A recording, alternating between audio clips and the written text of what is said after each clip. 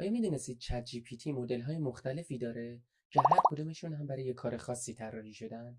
در این ویدیو یاد میگیریم کدام مدل برای شما مناسب تره. در حال حاضر محبوب ترین مدلی که وجود داره چت جی پی تی 4o از نظر سرعت عالی عمل میکنه و بسیار پرقدرت هستش. اگر قصد داری تولید محتوا انجام بدی، تحلیل های پیچیده داری یا پروژه های نیمه حرفه‌ای داری که زمان برات مهمه، این مدل ایدئاله. قدرتی نزدیک به چت جی پی تی 4 داره اما کمی سریعتر از اون عمل میکنه. مدل بعدی اووانه که توانایی استدلال داره، بسیار سریع، دقیق و هوشمند عمل میکنه. این مدل علاوه بر کارهای روزمره‌ای که دارید، توانایی حل سوالات منطقی و مسئله‌های چند مرحله‌ای رو هم براتون داره. مناسب برای کسایی که دنبال سرعت و دقت در کارهای تحلیلی و روزمرهشون هستن. مدل بعدی هم اووان مینیه. در واقع همون کار اووان رو انجام میده، با این تفاوت که برای دستگاه‌های سبک و ضعیف‌تر ساخته شده. اگر دستگاهی که دارید استفاده می‌کنید خیلی پرقدرت نیست و کارتون هم نسبتا سبکه، این مدل عالیه. مدل بعدی که داریم 4او مینیه. در واقع همون قدرت 4او رو داره با همون کاربردها، منتها در نسخه سبکتر. این مدل برای کارهای متوسط بسیار عالی عمل میکنه. حتی برای دانشجوها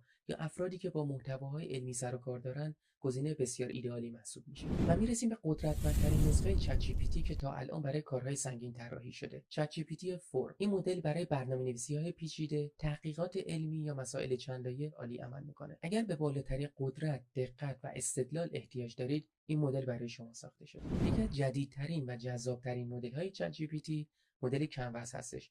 این یک بوم دیجیتال و تعاملی در اختیار شما قرار میده که به راحتی میتونید با متن‌ها و تصاویری که میده و یا خودتون مینویسید تعامل داشته باشید. این مدل بازخورد دقیقی به شما میده، اصلاحات رو بسیار سریع انجام میده، متن‌هاتون رو به طور کلی به سطح حرفه‌ای میرسونه. اونها رو میتونه خلاصه کنه، در عرض چند ثانیه طولانی کنه. با یک کلیک میتونید ایموجی‌های مرتبط رو به متن اضافه کنید یا از اون حذف کنید. حتی